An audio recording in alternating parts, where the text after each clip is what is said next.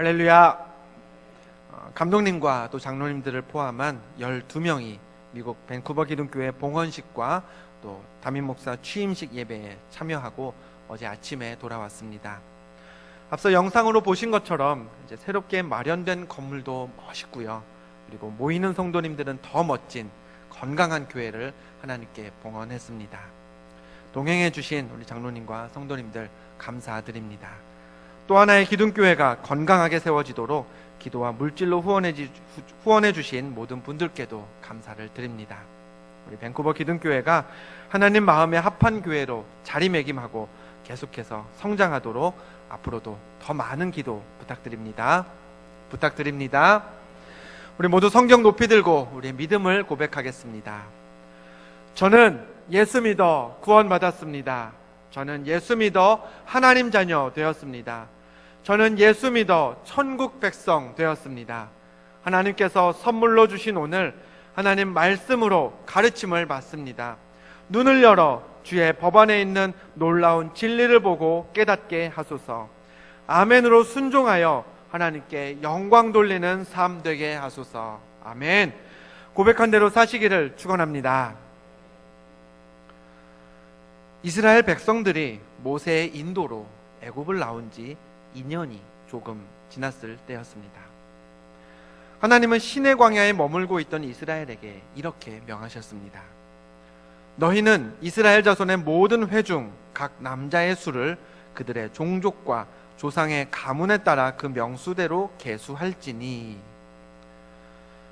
백성들의 수를 센 기록이라는 뜻의 구약성경 민수기는 그 제목처럼요, 1장부터 이스라엘의 인구를 조사하라는 하나님의 명령으로 시작됩니다.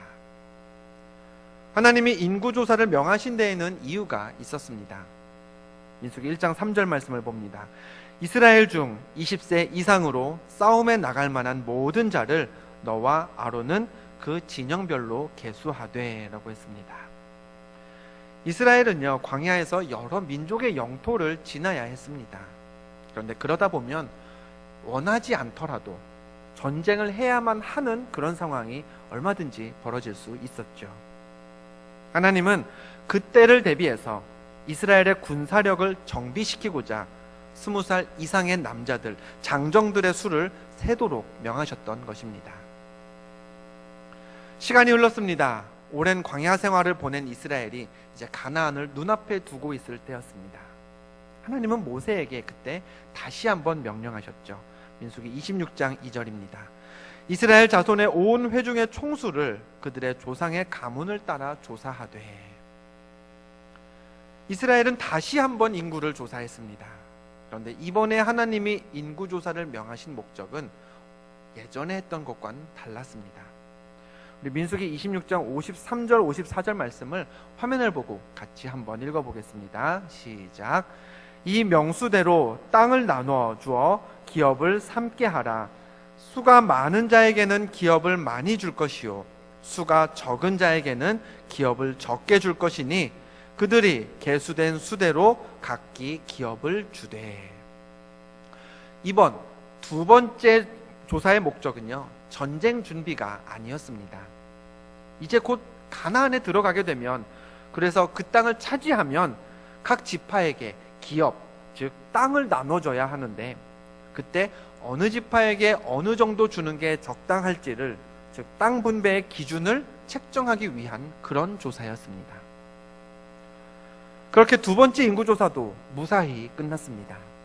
그런데 므낫세 지파 슬로브핫이라는 사람의 딸들이라고 소개된 5자매, 여인 5명이 모세와 백성의 지휘관들 앞을 찾아와서 이렇게 말했습니다. 오늘 본문 3절과 4절을 우리 다시 한번 같이 읽어봅니다. 우리 아버지가 광야에서 죽었으나 아들이 없나이다. 어찌하여 아들이 없다고 우리 아버지의 이름이 그의 종족 중에서 삭제되리이까? 우리 아버지의 형제 중에서 우리에게 기업을 주소서. 말씀드렸다시피 당시의 인구조사는요, 20살 이상의 남자만 수를 세었습니다. 그렇다면 그 조사에 근거해서 분배될 가나안의 땅은 자연스럽게 모두 아들들, 즉 남자를 중심으로만 주어지게 되어 있었죠. 본문에 따르면 므낫세 지파 슬로브앗이라는 사람은 아들 없이 이미 광야에서 죽었습니다. 그럼 아직 결혼하지 않은 이 슬로브앗의 5딸들은 집안에 인구조사에 포함된 남자가 한 명도 없으니 가나안에 들어가서 땅을 분배될 때 제외될 수밖에 없었습니다. 분배받을 땅이 없게 되는 거죠. 광야에서는 어떻게 살았습니다. 다 함께 만나를 먹고 메추라기를 먹으면서 그렇게 같이 살아왔지만 가나안에 들어가는 순간, 광야 생활이 끝나서 만나와 메추라기가 멈추는 순간 이 여인들은요, 먹고 살 길이 막막해지는 셈이었습니다. 때문에 슬로브앗의 5딸들은 모세를 찾아와서 우리에게도 땅을 주소서, 우리에게도 기업을 주소서 라고 요청했던 겁니다. 어떤가요? 왜 우리는 땅 안 줍니까? 우리도 여자들도 먹고 살게 해주십시오 라는 이 요청, 어떻게 들으면요, 욕심 많은 사람이 돈 달라고 하는 그런 말처럼 들리기도 하지만, 또 달리 생각해보면 한 가정, 그것도 5사람의 생계가 달린 일이다 보니 무시할 수 없는 문제이기도 합니다. 그렇다면 본문에 기록된 이 여인들의 요청을, 기업을 주소서라는 그 요청을 우리는 어떻게 평가하고 또 어떻게 받아들여야 할까요? 이럴 때는 쉽게 정답을 찾는 방법이 있습니다. 하나님이 이들을 어떻게 판단하셨는지를 보면 됩니다. 본문 바로 뒤에 나오는 민수기 27장 7절을 제가 읽어드립니다. 슬로브와 딸들의 말이 옳으니 너는 반드시 그들의 아버지의 기업을 그들에게 돌릴지니라. 하나님은 모세에게 말씀하시기를 자매들의 요청을 들어주라고 하셨습니다. 5딸들에게 아버지 몫의 기업을 분배하는 게 맞다, 그러니 그렇게 해라 라고 하셨죠. 이렇게 슬로브앗의 5딸들은요, 모세에게 재산을 요구했고요, 하나님은 그들의 요구를 합당하게 여겨주셨습니다. 그런데요, 하나님이 최종적으로 오케이를 하기는 하셨지만 슬로브앗의 딸들이 원했던 것은 믿음의 능력도 아니었고요, 기도의 응답도 아니었습니다. 그저 땅 좀 달라, 재산 좀 달라, 이게 전부이다 보니 오늘 말씀은 성경을 보는 우리에게 그렇게 막 은혜롭게 다가오지는 않습니다. 만약에 이랬다면 조금 달랐겠죠. 모세를 찾아온 이 5 여인이 집안에 남자 형제가 없어서 땅을 분배받지 못합니다. 그래서 가난하고 힘들게 살아갑니다. 하지만 그럼에도 불구하고 누구 하나 불평하는 사람이 없었고요, 뿐만 아니라 가난하고 어렵게 사는 와중에도 하나님을 섬기는 일에 최선을 다합니다. 그랬더니 후에 하나님이 아주 기름진 땅을 주시면서 물질의 축복을 넘치게 부어주셨습니다. 이런 상황이라면 우리가 말씀을 읽고 받는 은혜가 있을 겁니다. 그런데 슬로브앗의 딸들은 그런 게 아니었습니다. 처음부터 그냥 땅을 달라고만 요구했습니다. 믿음이나 신앙 이런 것보다 재산, 생계, 이게 더 중요하게 부각되는 게 오늘 말씀입니다. 때문에 5 자매가 요구했던 그 내용에만 주목하다 보면요, 뭐야 이거, 하나님께 땅 주세요, 돈 주세요 하는 게 성경에 왜 나오고 하나님은 또 그건 또 왜 다 들어주셨대 하고 끝날 수 있지만, 그런데 우리는요, 거기서 한 가지를 더 볼 수 있어야 합니다. 기업을 달라라는 내용만이 아니라 기업을 달라고 요청했던 이 5 자매가 어떤 믿음을 가지고 했던 말인지도 볼 수 있어야 하는 거죠. 전쟁 대비를 위해서 했던 그 첫 번째 인구조사의 때로 한번 돌아가 보겠습니다. 인구조사 직후에 하나님은 이스라엘 12지파에서 한 명씩을 뽑아서요, 목적지 가나안을 정탐하도록 보내셨습니다. 그런데 정탐을 다녀온 후에 이 대표 12명의 의견이요, 서로 달랐습니다. 여호수아와 갈렙 2사람은 그 땅은 기름집니다, 아주 좋은 땅이 맞습니다, 어서 갑시다 라고 했지만 다른 10명은요 그렇게 생각하지 않았죠. 민수기 13장에 그 10명의 정탐꾼들의 생각이 기록되어 있습니다. 우리는 능히 올라가서 그 백성을 치지 못하리라, 그들은 우리보다 강하니라 하고 이스라엘 자손 앞에서 그 정탐한 땅을 악평하여 라고 했습니다. 10명의 정탐꾼은요, 가나안을 주겠다라고 하신 하나님의 약속을 싹 잊어버렸습니다. 도리어 약속의 땅인 가나안을 악평했고요, 불평했습니다. 주목할 부분은 이 일이 불러온 결과입니다. 이날 일로 이스라엘은 몇 주 혹은 몇 달이면 갈 수 있었던 그 가나안을 지척에 두고 40년이란 세월을 광야에서 보내야 했습니다. 뿐만 아니라 애굽을 빠져나온 모든 이스라엘 백성은 여호수아, 갈렙 이 두 사람을 제외하고는 가나안에 들어가지도 못한 채 광야에서 그냥 죽어야 했죠. 이후에 두 번째 인구조사가 이루어졌을 때 성경은요, 그 시점을 이렇게 설명하고 있습니다. 민수기 26장을 우리 화면을 보고 함께 읽어봅니다. 모세와 제사장 아론이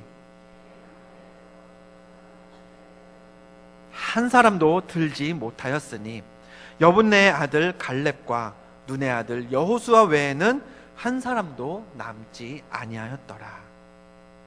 자, 첫 번째 인구조사와 두 번째 인구조사는요, 똑같은 사람들을 두 번 반복해서 계수했던 게 아니었습니다.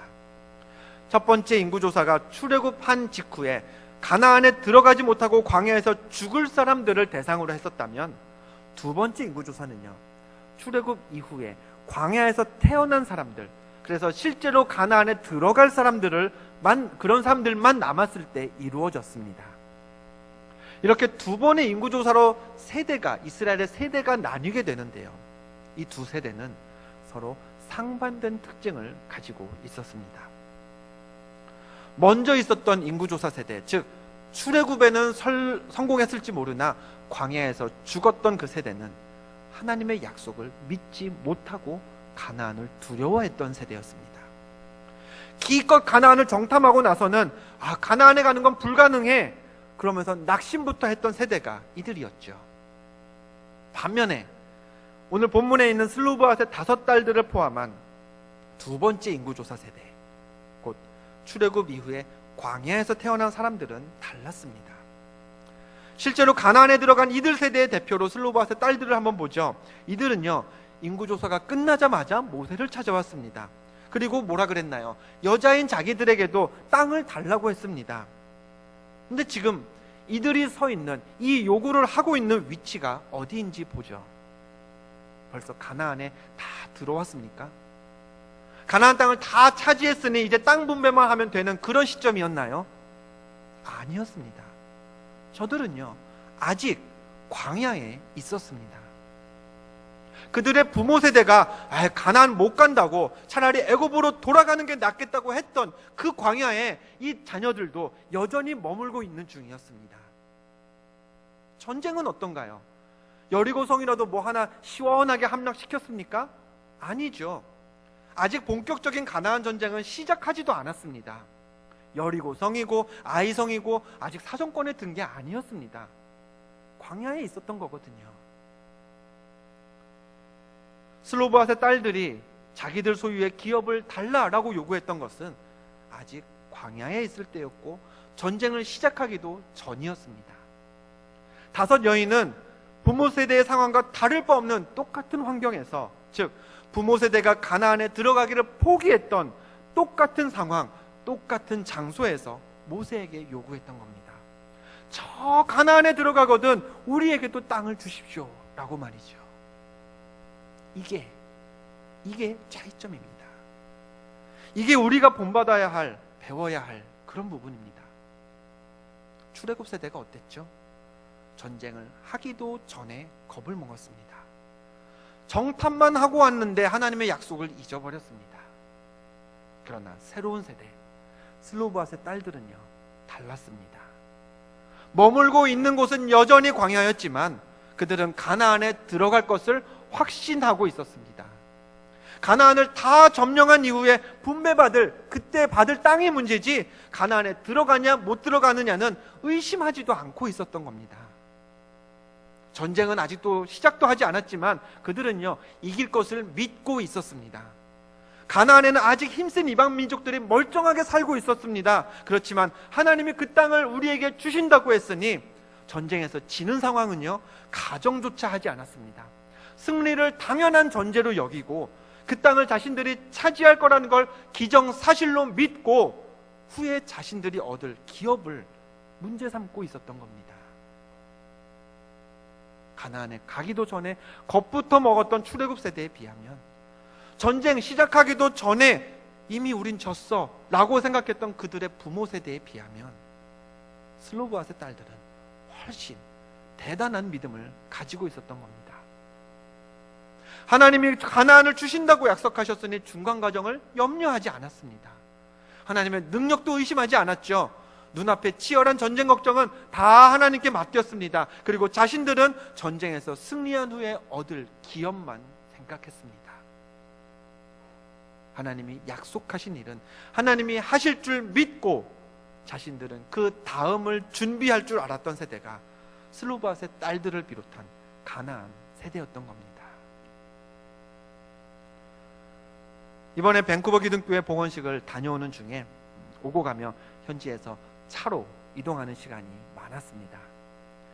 차를 타고 미국 도로를 다니다 보면요, 어렵지 않게 볼 수 있는 광고가 있습니다.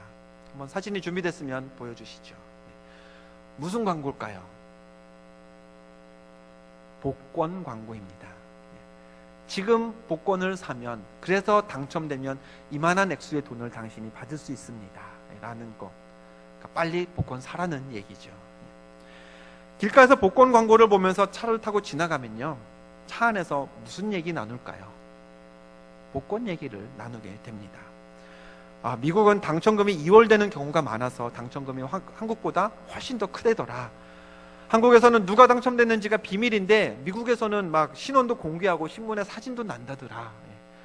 제가 운전을 하면서 듣고 있자니 이제 뒷자리에 계신 분들의 이야기가 나중에는 복권 이야기가 이렇게도 흘러갑니다. 나는 복권 당첨되면 그냥 미국에 눌러 살 거다. 그러십니까? 나는 모잠비크에 갈 겁니다.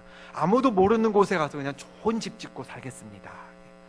나는 몽골에 한번 가봤는데 거기 땅이 넓고 좋더라. 나는 그래서 몽골에 가서 살겠습니다. 아주 멋진, 생각만 해도 멋진 이야기죠.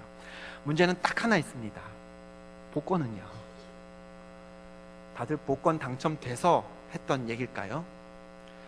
당첨은커녕 미국에서 복권은 사보신 적도 없는데, 근데 차에서 나눴던 이야기는 이미 당첨금이 계좌에 입금된 그런 분들의 이야기였습니다. 하루는 방문팀 일행과 LA의 헐리우드를 방문했었습니다. 아카데미 시상식이 열리는 돌비 극장이라는 곳이 있는데요, 그 앞에 이제 배우들이 막 시상식 때 입고 올 만한 그런 화려한 드레스들을 파는 옷가게가 있었습니다. 그곳에 이제 가게 쇼윈도를 보면서요, 이제 몇몇 분들이 이야기를 나누십니다. 아이고, 이 드레스는 집사님한테 딱이겠네. 집사님은 저걸로 해요. 저건 키 큰 사람이 맞을 것 같아. 저거는 권사님이 입으시고 나는 저게 제일 낫겠네. 저건 내가 입겠습니다. 뭐 그런 이야기들을 나누시더군요. 정작 드레스 가게 안에는 발도 들여놓지 않고요, 그리고 살 생각도 저희는 없었는데 나누었던 이야기는 시상식에 곧 참여할 사람 같은 이야기였습니다. 뭐 설레발이라면 설레발일 수 있습니다. 그렇지만 그런 상상하면 어떤가요? 기분 좋죠. 기분도 좋고 딱히 뭐 누구에게 해가 되는 것도 없습니다. 그래서 우리는 농담으로라도요, 가능성 전혀 없는 그런 일을 마치 곧 확실히 이루어질 것처럼, 아니 이미 이루어진 것처럼 이야기를 나누는 재미를 누릴 때가 있습니다. 반면에 어떤가요? 우리가 하나님께 기대하는 일, 하나님께 맡기고 기대하는 일들, 여러분은 기도의 제목을 두고 기도하실 때 하나님이 응답을 이렇게 이루어 주실까 저렇게 해주실까, 이렇게 응답 받을 걸 기대하면서 기분 좋은 상상을 미리 하시나요? 아니면 전능하다고 믿는 하나님께 기도했음에도 불구하고 여전히 문제 속에 파묻혀서 안절부절 못하고 염려하면서 지내고 계시지는 않으십니까? 가능성 없는 복권 당첨은 이미 다 이루어진 것처럼 이야기하면서 훨씬 더 확실한 하나님의 말씀과 약속은 이루어지기 힘들 것처럼, 이루어지지 않을 것처럼 염려하며 살고 계시진 않으신가요?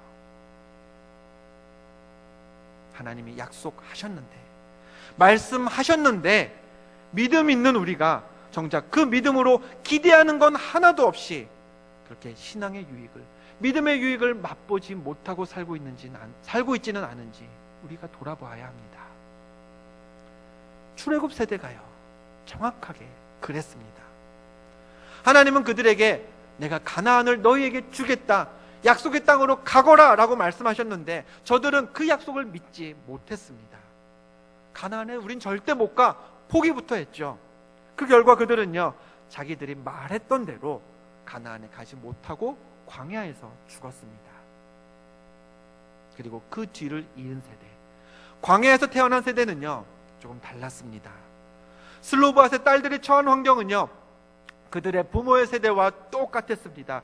여전히 황량한 광야에 있었고요, 앞으로 치러야 할 전쟁도 그대로 남아 있었습니다. 싸워야 할 상대 가나안은 변함없이 막강했습니다. 그러나 그들은 지금 자기들이 서 있는 광야를 보지 않았습니다. 대신에 가나안에서 분배받을 땅을 보았습니다. 전쟁을 두려워하지 않았습니다. 하나님이 가나안을 주시겠다고 했으니 전쟁은 하나님께 맡겼고요, 자신들은 그 이후의 삶을 준비했습니다. 아마 가나안에 살던 이방인들이요 슬로브앗의 딸들을 보았다면 비웃어도 한참 비웃었을 겁니다. 야, 여기가 니들 땅이야? 누가 이 땅 거저 준대? 내 땅이야, 내 땅. 집도 없이 광야에서 떠돌고 있는 주제에 멀쩡한 남의 땅을 기업으로 달래느니 말라느니 지들끼리 잘 놀고 있네, 그랬겠죠. 그러나 슬로브앗의 딸들을 포함한 이스라엘의 가나안 세대는 정말로요 전쟁에 이겼습니다. 가나안을 차지했습니다. 약속의 땅 가나안에 들어가자 슬로브앗의 딸들은요 모세의 뒤를 이었던 당시의 리더 여호수아를 찾아가서 다시 한번 이렇게 말했습니다. 여호수아 17장 4절 말씀을 같이 읽어봅니다. 그들이 말하기를 여호와께서 모세에게 명령하사 여호와의 명령을 따라 그들에게 그들의 아버지 형제들 중에서 기업을 주므로. 슬로브앗의 딸들은요 가나안에 들어오기 전부터 달라고 요구했던 그 땅을 결국 받아내고 말았습니다. 기업을 달라고 했던 슬로브앗의 딸들의 요구는요 허황된 꿈이 아니었습니다. 기분 좋으라고 떠올렸던 황당무계한 상상도 아니었고요, 그건요 하나님의 약속이 성취될 것을 믿는 사람만 볼 수 있는 하나님의 비전이었습니다.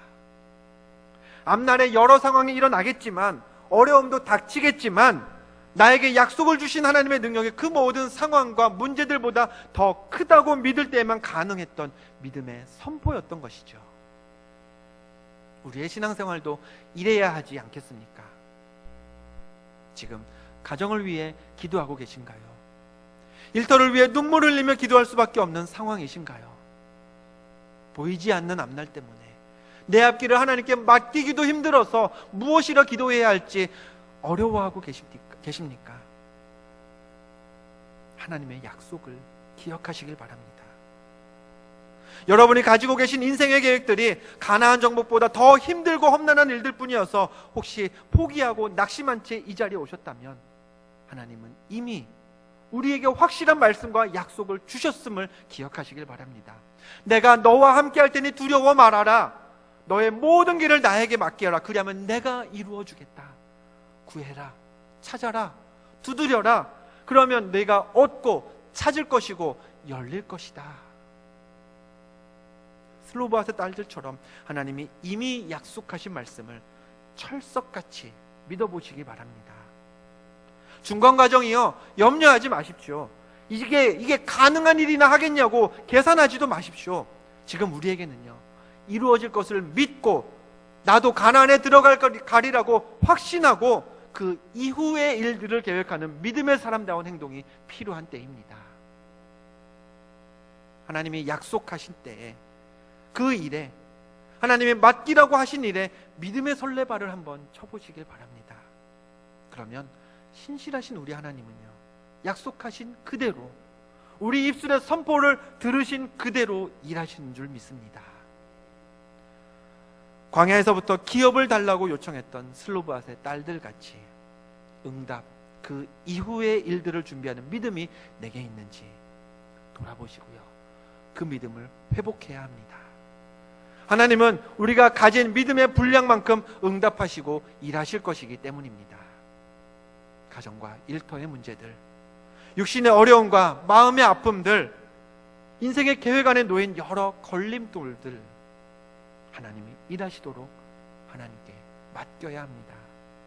우리는요, 그 다음을 준비하면 됩니다. 그게 우리가 가진 믿음의 유익이고요, 그게 우리에게 주어진 천국 백성의 특권인 줄 믿습니다. 광야에 머물고 있는 순간부터 가나안에 들어간 그 이후를 준비했던 슬로브앗의 딸들 같은 사람, 내가 그 땅 아직 밟아보지도 못했고 전쟁도 여전히 남아있는 상황이지만 내게 기업을 주소서라고 간구할 수 있는 그런 큰 믿음의 주인공들이 다 되시기를 주님의 이름으로 간절히 축원드립니다. 축원드립니다. 기도하겠습니다.